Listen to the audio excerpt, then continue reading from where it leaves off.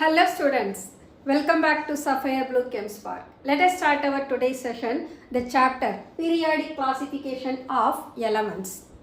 So previous session varaikkum we discussed about modern periodic table and Mendeleev's periodic table. So இன்னைக்கு sessionல நாம பார்க்க போறது periodic trends in properties of the elements. ஒரு element எடுத்துட்டோம்னா they can have a two different property. One is physical property, the other one is chemical property. Chemical property னு சொன்னோம்னா reactivity பத்தி சொல்லலாம். Whether the reactivity is very high or low அப்படினு discuss பண்ணலாம். Physical property னா we can say melting point, boiling point, heat of vaporization, latent heat, specific gravity, dipole moment இது எல்லாமே physical property-ஆ இருக்கும். So இந்த element ஓட properties definitely they will vary from one to another. அதுக்கு reason என்ன அப்படின்னா those elements they have different atomic number, different number of energy shells as well as different electronic configuration. Properties of elements நாம periodic tableல study பண்ற போது we have to consider the two different way. One is down the group, the other one is along the period. So down the group na it has to from top to bottom of the group. அதே along the period na we have to take it from left to right. So two different வேளையும் அந்த properties of elements differ ஆகும். For example reactivity-யை நாம எடுத்துப்போம். இங்க chemical reactivity left extremeல metals இருப்பாங்க, they are highly reactive. அந்த reactivity middle of the periodic table போற போது the reactivity decreases. At the same time once again நம்ம right extreme of the periodic table போனோம்னா reactivity once again increases. அப்போ ஒரு chemical reactivity first of all it is very high and goes decreasing, then once again increases towards the non-metal. அதே மாதிரி down the group லையும் chemical reactivity-யை discuss பண்ணலாம். Down the group பார்த்தோம்னா இந்த S block element ஓட property first group ஓட reactivity very high when we go down the group. At the same time நாம 17th group that is the halogen family எடுத்தா அங்க chemical reactivity decreases down the group. So the difference in their properties of the elements that can be well defined based on their number of energy levels involved in the structure of atom and how the electrons are distributed in those energy level.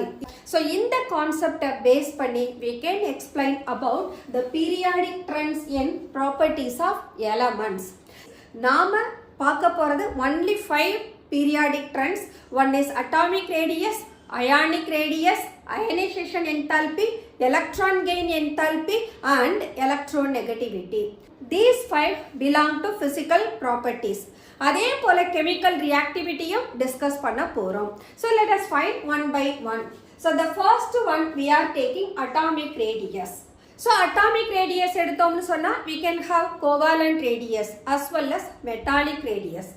ஒரு element metal அப்படின்னு consider பண்ணோம்னா where we have to find metallic radius. At the same time ஒரு element non-metal-ஆ இருக்குதுன்னா diatomics-ஆ இருப்பாங்க. அப்ப diatomic-ஆ மாறுற போது அங்க நாம covalent radius-அ கன்சிடர் பண்ணணும். So covalent radius, metallic radius, how do they differ? மெட்டல்னு சொன்னோம்னா they have a crystal lattice structure. அந்த கிறிஸ்டல் லாட்டிஸ்ல பிரசன்ட் ஆகியிருக்கிற ஆட்டம்ஸுக்கு இடையில இருக்கிற டிஸ்டன்ஸை நாம கால்குலேட் பண்ணோம்னா அதை மெட்டாலிக் ரேடியஸ்னு சொல்லலாம். அதே சமயம் ஒரு நான் மெட்டல் எடுக்கிற போது அங்க 2 ஆட்டம்ஸ் கம்பைன் ஆகி இருப்பாங்க. இரண்டு நியூக்ளியஸ்க்கும் இடையில இருக்கக்கூடிய டிஸ்டன்ஸை மெஷர் பண்ணோம்னா அது the distance between the 2 atom, அதை internuclear distance-னு சொல்லலாம். So the one half of the internuclear distance becomes radius of the atom. So அதை தான் இப்போ டிஸ்கஸ் பண்ண போறோம். So atomic radius னு சொன்னா we can imagine an atom is spherical in shape. அப்படிதான் நம்ம கன்சிடர் பண்ணியிருக்கோம் atomic structure-ல. அப்ப அந்த atom spherical-ஆ இருக்கிற போது that atom it has its nucleus at the center. அப்போ center of the nucleus-க்கும் valence shell-க்கும் in between-ல இருக்கிற distance-ஐ we can define as atomic radius. So the distance between the center of the nucleus and the outermost shell containing valence electron அதை தான் நாம atomic radius னு சொல்றோம். So this is what we are just assuming up to which the electrons being distributed. So the distance between center of the nucleus and the valence shell is said to be atomic radius of an atom. அந்த ஆட்டம் இண்டிவிஜுவலா ஒன்று மெட்டலா இருக்கலாம் அல்லது நான் மெட்டலா இருக்கலாம். நான் நான் metal consider பண்ணோம்னா we have to find its covalent radius. ஏன்னா நான் மெட்டல் இண்டிபெண்டா எக்ஸிஸ்ட் ஆக மாட்டாங்க. ஹைட்ரஜன், நைட்ரஜன், ஆக்சிஜன், ஹாலோஜன் இவங்க எல்லாருமே டயட்டாமிக் ஸ்டேட்ல இருப்பாங்க. அப்ப two similar atoms they do combine together. How they combine அப்படின்னா they have to share their valence electron mutually between the atoms. Bonded atomsல இருக்கக்கூடிய valence shell mutually share பண்ணிப்பாங்க. அதை overlapping of atomic orbital னு சொல்லுவோம். So as a result of overlapping of atomic orbital, the valence shell electron are just present at a particular distance from their nucleus. அதோட நியூக்ளியஸ்ல இருந்து ஒரு particular distanceல இருக்கும். அதாவது nucleus அந்த எலக்ட்ரான் மேல exert பண்ற attractive forces greater-ஆ இருக்கும் than the electronic இடையில இருக்கிற repulsive forces விட. அப்பதான் that element in its molecular form is said to be stable. So let us consider a molecule. So இங்க two identical atoms are taken. அப்போ size of the atom identical-ஆ இருக்கணும். So let us consider this is the center of the nucleus of the first atom and this is what the center of the nucleus of the second atom. The distance between the two nucleus is said to be internuclear distance. அந்த internuclear distance D அப்படின்ற லெட்டர்ல கொடுக்கலாம். அப்போ இந்த டிஸ்டன்ஸ்ல half எடுத்தோம்னா that becomes radius of the atom. அப்போ the half of the distance becomes radius of the atom. Suppose if it is considered as chlorine molecule அப்படினா I can write Cl that is bonded with Cl. The internuclear distance between the chlorine is 1.98 Armstrong unit. அப்போ the sum of the radius of both the combined atom becomes equal to internuclear distance. அப்போ we can write d of Cl equal to this much na it becomes equal to the sum of radius. It is 2r Cl அல்லது the radius of chlorine atom equal to 1/2 of the internuclear distance that is equal to 0.99 Armstrong unit. Chlorine atom ஓட atomic radius that is equal to 0.99 Armstrong unit. So this chlorine molecule is formed as a result of overlapping of atomic orbital. அப்படி atomic orbital overlap ஆற போது அதனுடைய molecular size அதனுடைய original atomic சைஸை விட ஸ்மாலரா இருக்கும். That is what the covalent radius is shorter than atomic radius. This is due to overlapping of atomic orbitals. Overlapping of atomic orbitals chemical bonding ல discuss பண்ணுவோம். Okay, so this is for a homodiatomic molecule. ஒரு heterodiatomic moleculeக்கு covalent radius எப்படி calculate பண்ணலாம் அப்படின்னா it is difficult because we have two different atom. இந்த non metalக்கு ஒரு specific property இருக்கு that is electronegativity. அப்ப இந்த electronegativity they do differ for both the bonded atoms. அப்போ ஒரு ஆட்டம்க்கு எலக்ட்ரோநெகட்டிவிட்டி லோவா இருக்கும், இன்னொரு ஆட்டம்க்கு எலக்ட்ரோநெகட்டிவிட்டி கிரேட்டரா இருக்கும். So the electronegativity of the bonded atom that influences greatly its internuclear distance.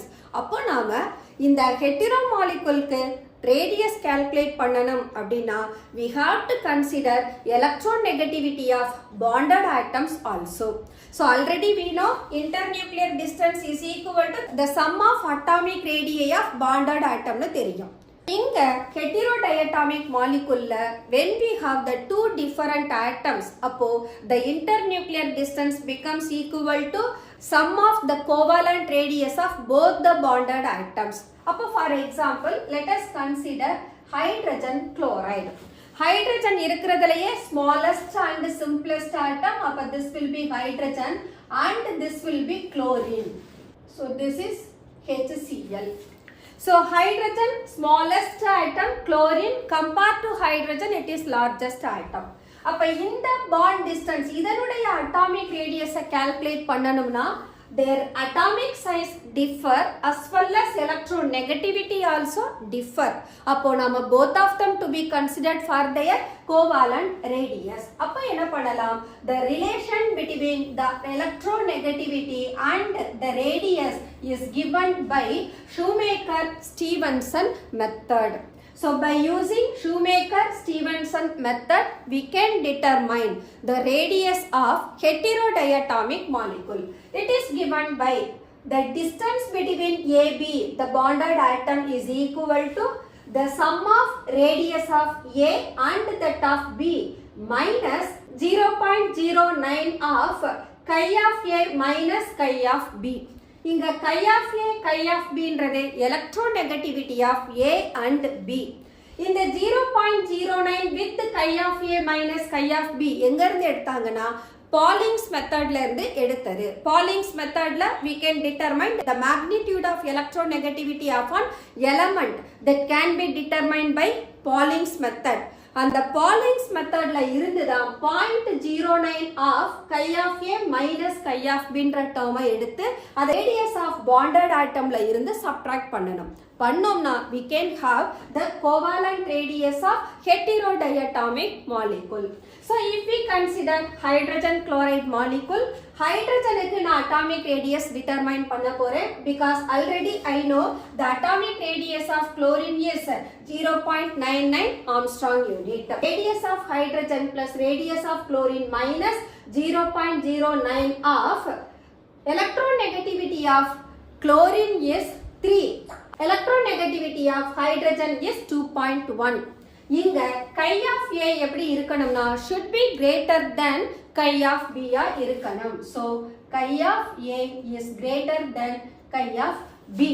அப்போ 3 minus 2.1 0.9 இதை solve பண்ணோம்னா we are getting the radius of hydrogen is equal to 0.371 Armstrong unit. So such a way we can determine the atomic radius of heterodiatomic molecule.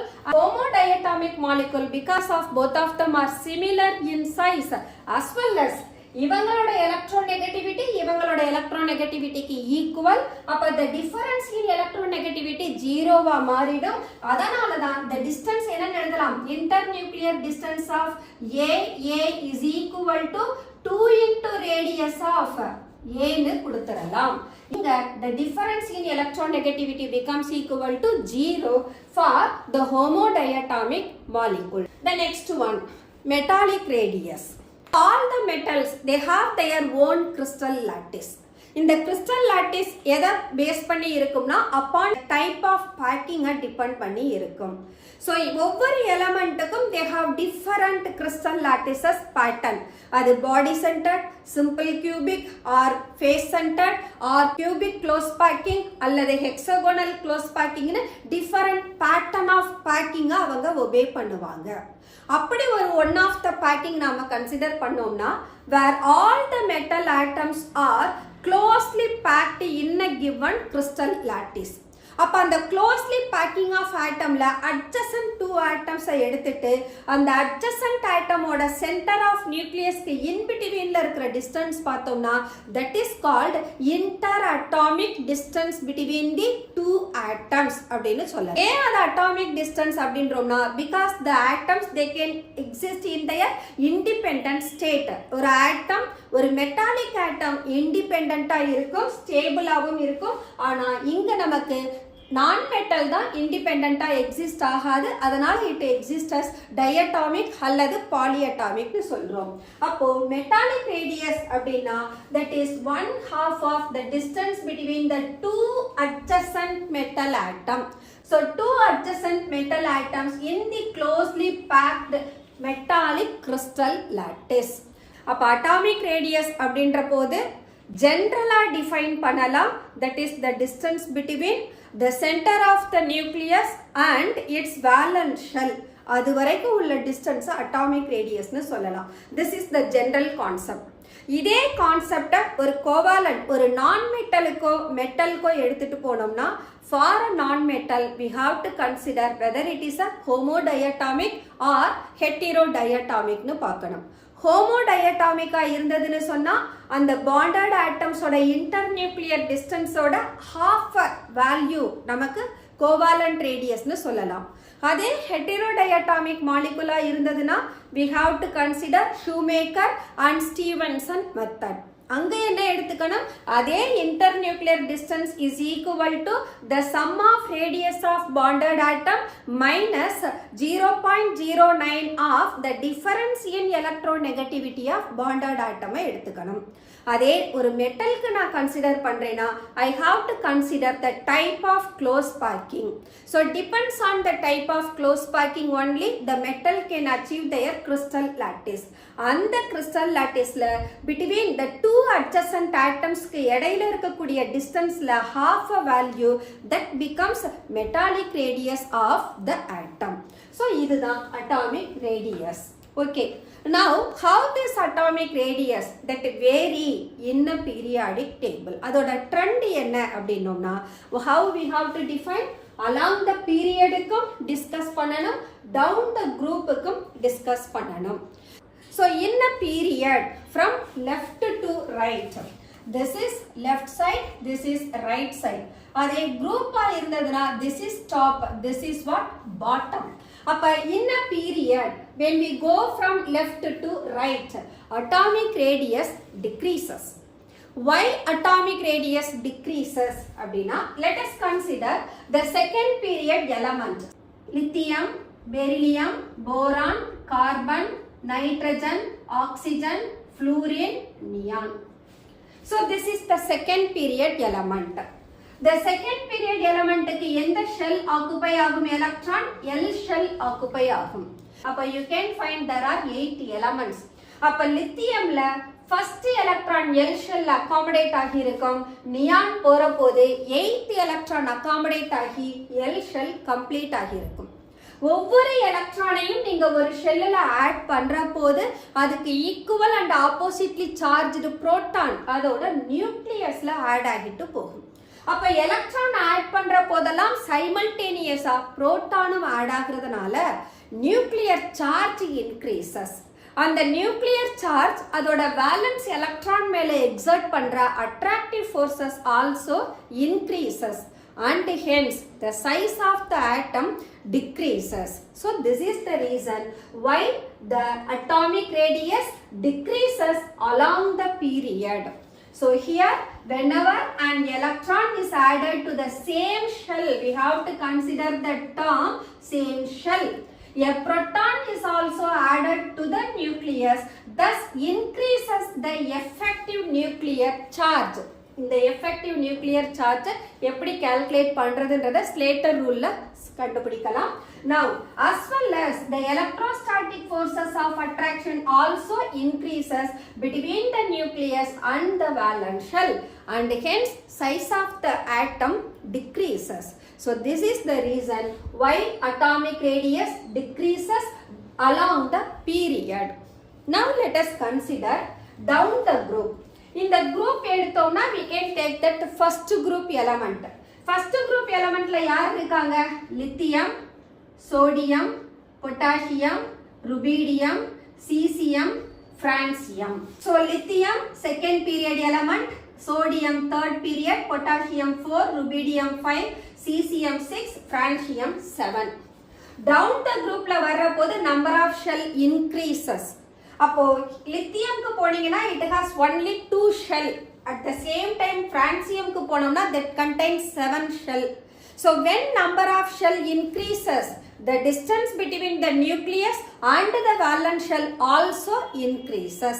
அப்போ down the groupல போற போது atomic size increase ஆகுது because of the added new shell, and hence atomic radius also increases.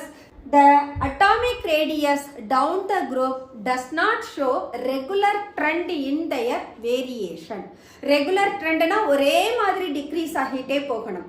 இங்க என்ன நடக்கும்னா சடனா increase ஆகலாம் அல்லது decrease ஆகலாம்.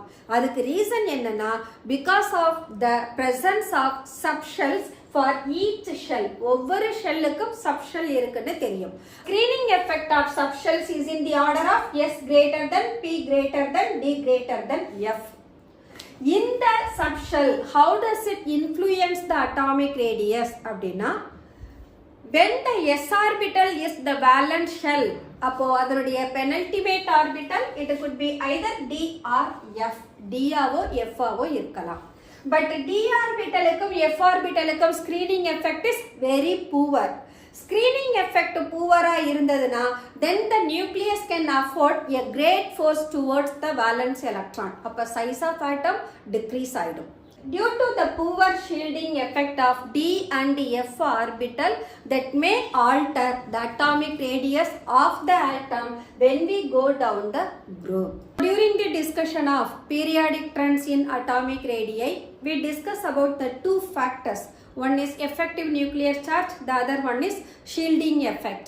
Effective nuclear charge across the period la porappo increase agum, adhe down the group la vandaduna due to the shielding effect of inner electron atomic radius regular trend la irukadunu discuss pannom. Now we are going to find out the effective nuclear charge of a particular electron using Slater's rule. So effective nuclear charge na enna, shielding effect na enna. Okay, so when we consider an element, and the element we have valence shell as well as the nucleus. Valence shell kum nucleus kum in between la irukakuriya inner electron avangala nama core electron nu solluvom. Ipo namakku and element la two types of forces irukum.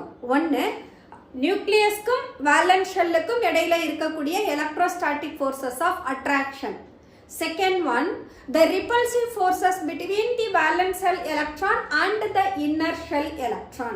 The inner shell electron can hide the valence shell electron from the nuclear forces of attraction. So we can say inner shell electron behave like a screen to the valence shell electron. Adha nama shielding effect அல்லது screening effect nu solrom. So on the screening or shielding effect subshell oda shape depend பண்ணி இருக்கும். Then what is effective nuclear charge? Effective nuclear charge என்றது every electron that experiences the net positive charge அததான் நாம effective nuclear charge னு சொல்றோம். So in an atom there are two types of forces. One is electrostatic forces of attraction between nucleus and the valence electron. The next one, repulsive forces between the inner shell electron and the valence shell electron. So because of the repulsive forces, what happened? That may decrease the electrostatic forces on the valence electron, and hence the inner shell that acts as a shield between the nucleus and the valence electron, that is known as what? Shielding effect. Effective nuclear charge na the net nuclear charge experienced by the outermost valence shell electron is called effective nuclear charge. So the effective nuclear charge is given by ZEFF. This is called effective nuclear charge. And the shielding effect is given by S. S is called screening constant. So we can relate the atomic number, screening constant and effective nuclear charge by a formula. This is Z effective is equal to Z minus S. That means effective nuclear charge equal to atomic number minus screening constant. So the effective nuclear charge that can be calculated by using Slater's rule. Slater rule padi we have to follow certain procedure. First thing, we have to write the electronic configuration. And the electronic configuration la energies of orbital consider panna koodadu. Appo first shell, second shell, third shell, fourth shell na we have to write their electronic configuration. This is first point. Second point, எந்த எலக்ட்ரானுக்கு effective nuclear charge calculate பண்ண போகிறோமோ அந்த எலக்ட்ரானோட குரூப்பிங்கை nth ஷெல்னு எடுத்துக்கணும். அந்த nth ஷெல்க்கு லெஃப்டில் இருக்கிறவங்க மட்டும்தான் screening கான்ஸ்டன்ட்டுக்கு contribute பண்ணுவாங்க. அந்த ஐடென்டிஃபை பண்ண எலக்ட்ரானுக்கு ரைட் சைடில் இருக்கிறவங்க ஸ்க்ரீனிங் கான்ஸ்டன்ட்டுக்கு கான்ட்ரிபியூட் பண்ண மாட்டாங்க. அடுத்தது யாரை நாம் ஐடென்டிஃபை பண்ணுறதை nthன்னு எடுத்துக்கிறோமோ அவங்களுக்கு சக்ஸசிவாக லெஃப்டில் போகிறவங்களை n-1, n-2, n-3ன்னு எடுக்கணும். தென் இந்த nth ஷெல் ஒருவேளை எனக்கு s ஆர்பிட்டலோ p ஆர்பிட்டலோ இருந்ததுன்னா அதுல இருக்கக்கூடிய rest of the electron screening கான்ஸ்டன்ட்டுக்கு 0.35 அளவு கான்ட்ரிபியூட் பண்ணுவாங்க. n-1 எடுத்தேன்னா that contribute அதுல இருக்கக்கூடிய ஒவ்வொரு எலக்ட்ரானும் 0.85 அளவு கான்ட்ரிபியூட் பண்ணுவாங்க. தென் n-3 n-4 இவங்கள இருக்கக்கூடிய மொத்த எலக்ட்ரானும் அதோட டோட்டல் ஸ்கிரீனிங் கான்ஸ்டன்ட்டுக்கு 1 யூனிட் அளவு கான்ட்ரிபியூட் பண்ணும். ஸோ இங்க depends on in which group the electron is present அதை பொறுத்து அவங்க டோட்டல் ஸ்கிரீனிங் கான்ஸ்டன்ட்டுக்கு கான்ட்ரிபியூட் பண்ற மேக்னிடியூட் டிஃபர் ஆகும். அடுத்தது சப்போஸ் நான் d ஆர்பிட்டல் எலக்ட்ரானையோ f ஆர்பிட்டல் எலக்ட்ரானையோ எஃபெக்டிவ் நியூக்ளியர் சார்ஜ் கால்குலேட் பண்ண போறேன் அப்படின்னா then the rest of all the electron that belong to n-1 n-2 n-3 அவங்க எல்லாருமே each electron they contribute 1 unit towards the screening constant. இதுதான் Slater rule. இந்த Slater ரூலை use பண்ணி for any element, for any electron we can determine effective nuclear charge. So let us find, first of all we are writing the electronic configuration of the element. See that 3s 3p 3d இவங்கள groupingல தான் இருக்கணும். Then 4s 4p 4d 4f fourth shell வரப்போது they have all the subshell. அப்ப s orbital p orbital d orbital f orbital இப்படி தான் எழுதணும். Second thing என்ன சொன்னோம்? First of all we have to identify the electron of interest to which we are going to determine effective nuclear charge. அதுக்கப்புறமா rest of the electron, see that to the right of the electron of interest that does not contribute to screening effect. So ஒவ்வொரு எலக்ட்ரானும் எந்த அளவுக்கு shielding ஓட magnitude கொடுக்கும்னா 0.35. Then n-1 that shields to one extent of 0.85. Then n-2 and all other completely shields to one unit of 1 unit per electron. Then suppose if the electron of interest d ஆர்பிட்டல்லையோ அல்லது f ஆர்பிட்டல்லையோ இருந்தாங்கன்னா அவங்கள நாம nth னு சொல்லிடுவோம். அதுக்கப்புறம் லெஃப்ட்ல இருக்கக்கூடிய எல்லா எலக்ட்ரான்ஸும் டோட்டலா சேர்ந்து they have to contribute to unit per electron to the total screening constant. Okay, so let us take an example. Scandium.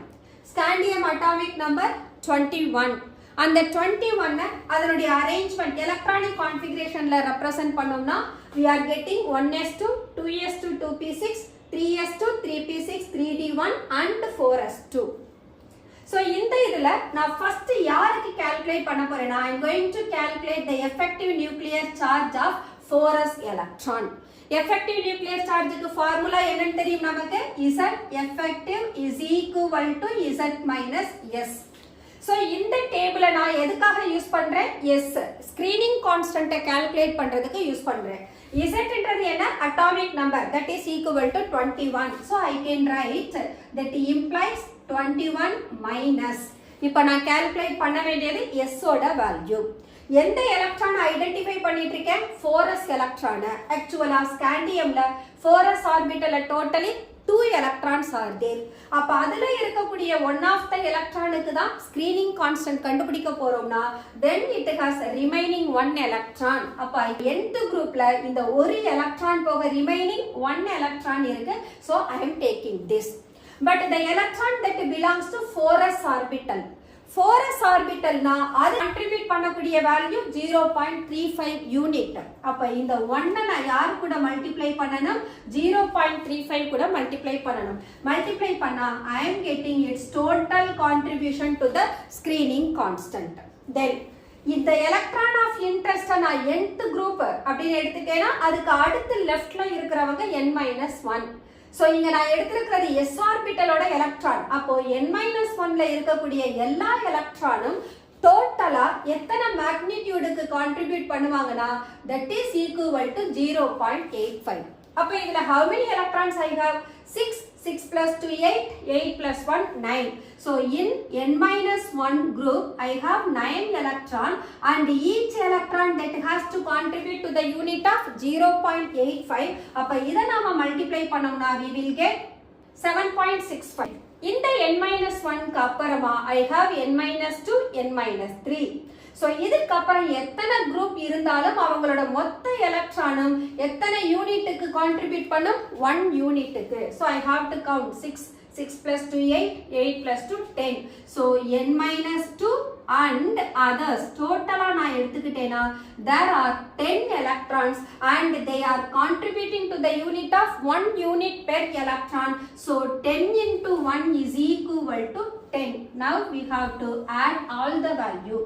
So 5 plus 5 10, 10 11, 11 plus 7 18. So the total screening constant of all other electrons that is equal to 18. Now substitute 21 minus 18 is equal to 3. Therefore effective nuclear charge equal to 3. அப்போ ஒவ்வொரு valence எலக்ட்ரானும் experience பண்ற net nuclear charge எவ்வளவுனா 3. Okay. First case la we determined the effective nuclear charge of 4s1 electron. Now let us find the effective nuclear charge for 3d electron, and in this scandium 3d orbital has only one electron. அப்போ இந்த 3d electron na n னு எடுத்துப்பேன். So this is taken as n. And n க்கு அடுத்து வரக்கூடிய left side ல இருக்குறவங்க n-1, அது 3s to 3p6. Then 2s to 2p6, that is the part of n-2. Then 1s to that makes the part of n-3. Okay.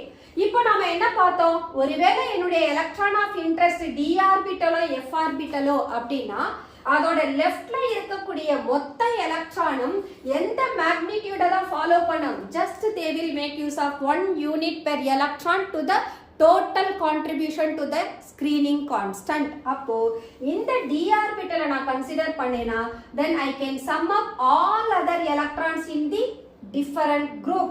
Then d orbital it has only one electron. இந்த d orbital ஒரு electron தவிர வேற யாரும் இல்ல. So that is taken 0. இது contribute பண்ற value எவ்வளவு? 0.35. So the product of these two equal to 0. Now nth shell தவிர மத்த அத்தனை grouping ஐ எடுத்துக்கிட்டோம்னா n-1 and others. So அங்க டோட்டலா we have 18 and each electron can contribute to the magnitude of 1. So 18 into 1 is equal to 18. So once again we have to find out what is the effective nuclear charge. Therefore effective nuclear charge equal to Z minus S. Z equal to atomic number of scandium 21 minus the total screening constant for all the electron is equal to 18. So effective nuclear charge is equal to 3. So this is the way to determine the effective nuclear charge of electron of interest. The next one, ionic radius. Atomic radius consider பண்றப்போது the elements are neutral. At the same time, when an element loses or gain the electron, they become a charged particle. ஒரு element electron lose பண்ணதுனா that becomes a cation. அதே ஒரு element electron gain பண்ணா that becomes anion. So when we consider cation and anion, they do differ in their protonic charges compared to number of electron. Because of the difference in the protonic charges, the size of cations or the ions can also be changed by comparing its atom. So inga size of cation is always smaller than its atom and the size of anion is larger than its atom. எத்தனை எலக்ட்ரானை loose பண்ணுதோ அத்தனை positive சார்ஜை ஒரு cation receive பண்ணும். Similarly ஒரு element எத்தனை எலக்ட்ரானை கெயின் பண்ணுதோ அத்தனை நெகட்டிவ் சார்ஜஸை அது கெயின் பண்ணும். அப்போ cationic சார்ஜஸும் ஆனயானிக் சார்ஜஸும் that depends on the number of electron lost or the number of electron gained. அப்போ ஒரு அயான்னு கன்சிடர் பண்ற போது அங்க வேலன்ஸ் எலக்ட்ரான் டோட்டலா டிஸ்டர்ப் ஆகி இருக்கும். சோடியம் ஆட்டம் கன்சிடர் பண்ணோம்னா it has the atomic number 11. அதோட எலக்ட்ரானிக் கான்ஃபிகரேஷன் 2,8,1. அதே sodium அயானா மாறினதுனா then the one electron present in the valence shell being lost. அப்போ one of the shell itself removed. அப்போ சோடியம் அயானுக்கு only 2 shells தான் இருக்கும். அது 2,8 னு present ஆகும். அப்போ இங்க protonic charge is greater than number of electron.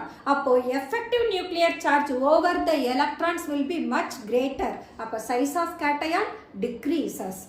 At the same time, நான் ஒரு fluorine எடுக்கிறேன். ஃப்ளூரினோட அட்டாமிக் நம்பர் 9. அதில் ஒரு எலக்ட்ரானை ஆட் பண்ணுற போது தட் 9 இட் மேக்ஸ் 10. அப்போ எஃப் மைனஸாக மாறும். பட் அதோட ப்ரோட்டானிக் சார்ஜஸ் ரிமைன் சேம் 9 தான்.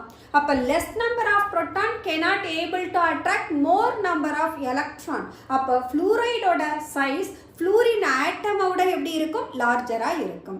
So this is what we are saying. cationic charges are smaller than its corresponding atom and anionic charges are larger than its corresponding atom.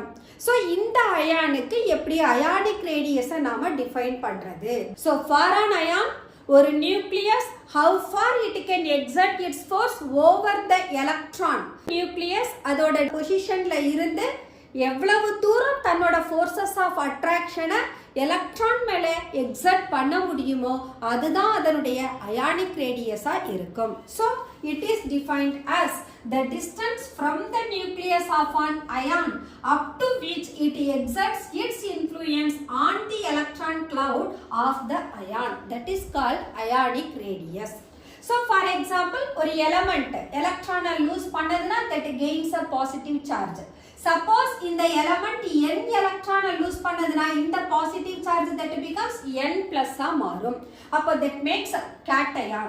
Similarly, ஒரு element எலக்ட்ரானை gain பண்ணலாம். So ஒரு எலக்ட்ரானை gain பண்ணா that gets one negative charge.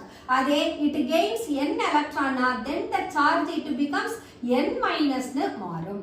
So in the cases we are saying the size of cation is always smaller than its atom and the size of anion always greater than its atom.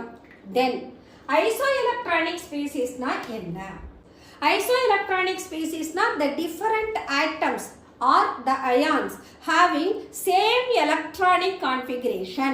அவங்களுக்கு ஒரே மாதிரியான electronic configuration இருந்ததுன்னா அந்த atoms as well as the ion எல்லாரையுமே isoelectronic species னு சொல்லலாம். So இந்த speciesல பார்த்தோம்னா they have similar electronic configuration because all of them have 10 electron in its structure. Sodium 11 minus 1 10, magnesium 12 minus 2 10, aluminum 13 minus 3 10, nitrogen 7 plus 3 10, oxygen 8 plus 2 10, fluorine 9 plus 1 10. So இந்த plus minus எதை base பண்ணி என்ன சார்ஜஸோ positive சார்ஜஸ்னா அதோட atomic நம்பர்ல இருந்து சார்ஜை less பண்ணணும், negative சார்ஜஸ்னா அதோட அட்டாமிக் நம்பரோட சார்ஜஸை ஆட் பண்ணணும். அப்ப in all these cases they have 10 electron and hence these are said to be isoelectronic species. இப்போ இதோட சைஸஸை கம்பேர் பண்ணோம்னா greater the negative charges greater the size, greater the positive charge smaller the size. அப்போ இந்த ஸ்பீசிஸ்ல the nitride ion it has the largest size as it has 3 minus but number of protons 7 தான். அதே Al3+ is the smallest one among all the species. ஏன்னா இங்க 13 protons இருக்கு but 10 electrons தான் present ஆகியிருக்கு. அப்போ இதோட ஆர்டரை எழுதணும்னா the nitride is much greater than oxide which is greater than fluoride, then which is greater than Na+, then Mg2+ and then Al3+. அப்போ so greater the negative charge greater the size, greater the positive charge smaller the size. This is what the comparison of sizes among the isoelectronic species. Okay, so இந்த கேஸ்ல ionic ரேடியஸை ஒரு crystal ஸ்ட்ரக்சருக்கு எப்படி determine பண்ணலாம்? crystal structure na we can have sodium chloride or sodium fluoride, whatever be the electrovalent compound. And the electrovalent compound எப்படி இருக்கலாம்னா they should have a uni positive uni negative ஆ இருக்கணும். அப்போ sodium fluoride எடுக்கலாம் அல்லது sodium chloride எடுக்கலாம், any compound, but they should have same charges. Positive சார்ஜஸுக்கு ஈக்குவலா negative charges இருக்கிறதா பார்க்கணும். ஸோ அந்த மாதிரியான ஒரு கிறிஸ்டலுக்கு we can determine that ionic radius using Pauling's method. According to Pauling's method, the radius of cation or even the anion, they are inversely proportional to their effective nuclear charge. இந்த ரிலேஷனையும் then distance between the interionic distance அவங்களையும் relate பண்ணி we can able to determine ionic radius. So interionic distance of the unipositive uninegative ion is given by the sum of radius of cation and that of anion. So here the D is interionic distance. இந்த distance யாருக்கும் இடையில இருக்கணும், ஒரு கேட்டயானுக்கும் ஒரு ஆனயானுக்கும். அப்ப இந்த distance we can write it as D. That is equal to always cationic size is smaller than anion. அப்போ cation smaller represent பண்ணனும், anion larger represent பண்ணனும். அப்ப இந்த ரெண்டு the cation anion இவங்களோட நியூக்ளியஸ்க்கு இடையில இருக்கக்கூடிய distance interionic distance னு சொல்றோம். That is equal to D. அப்போ இங்க இந்த கேட்டயானோட ரேடியஸ் RC+ இருக்கும், ஆனயானோட ரேடியஸ் RA- இருக்கும். So when we add both radius of cation and radius of anion, we will get interionic distance. Then what I said? Cationic radius is inversely proportional to its effective nuclear charge. And anionic radius that is also inversely proportional to the effective nuclear charge of anion. இப்போ ratio of cation to anion எடுத்தோம்னா we will get effective nuclear charge of anion to effective nuclear charge of cation. RC+ to RA- is said to be radius ratio. So இந்த radius ratioவையும் interionic distanceையும் solve பண்ணா we can able to determine the cationic radius as well as anionic radius. So let us take an example of sodium fluoride. So in the sodium fluoride எடுத்தோம்னா sodium is the smallest one because of cation and the fluoride is largest one. அப்ப this becomes F-, this becomes Na+. இங்க sodium that achieves the electronic configuration of neon. Fluoride also achieves the electronic configuration of neon. Sodium ஒரு எலக்ட்ரானை loose பண்ணி நியானோட electronic configuration எடுக்குது. fluoride ஒரு எலக்ட்ரானை gain பண்ணி நியானோட electronic கான்ஃபிகரேஷனை எடுக்குது. அப்போ இங்க கேட்டயானும் சரி ஆனயானும் சரி எப்பவுமே ஒரு இனட் கேஸ் கான்ஃபிகரேஷனை எடுத்திருப்பாங்க. அப்ப அப்படி நோபல் கேஸ் கான்ஃபிகரேஷனை எடுக்கிற போதுதான் இவங்களோட எஃபெக்டிவ் நியூக்ளியர் சார்ஜ் அதோட கேட்டயானோட ரேடியஸ்க்கோ அல்லது ஆனயானோட ரேடியஸ்க்கோ இன்வெர்ஸ்லி ரிலேட்டடா இருக்கும். So we have taken this example. So இந்த distance இந்த cation anion இவங்களுக்கு இடையில இருக்கக்கூடிய interionic distance எவ்வளவுன்னு சொல்றாங்கன்னா 231 picometer. Then what is its radius ratio? Radius of cation to anion equal to the effective nuclear charge of anion to effective nuclear charge of cation. So this effective nuclear charge can be determined by using Slater rule. So Z effective is equal to Z minus S. S is screening constant. So the screening constant of both fluoride and sodium ion is found to be 4.15. ஏன் இந்த value சிமிலரா இருக்குதுன்னா both of them have similar inert gas configuration. அதனால தான் இந்த screening constantum சேமா இருக்கு. So let us find. Suppose Z effect of effective nuclear charge of Na+ is equal to sodium oda atomic number 11 minus screening constant equal to 4.15. Similarly, effective nuclear charge of fluoride is equal to fluorine oda atomic number 9 minus 4.15. So by solving this, we will get 6.85. Either solve pannomna, we will get 4.85. Okay, so we got effective nuclear charge. We can substitute in this relation.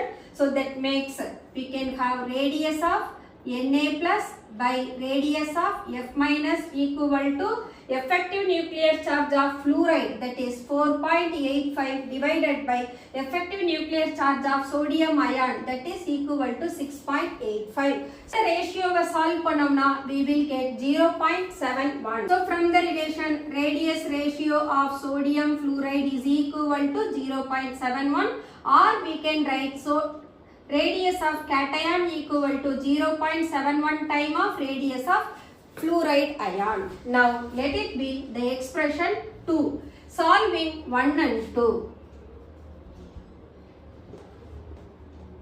So what is that? radius of Na plus radius of fluoride is equal to 231, or we can write Na plus instead என்ன போடலாம் 0.71 into radius of fluoride plus radius of fluoride equal to 231 picometer.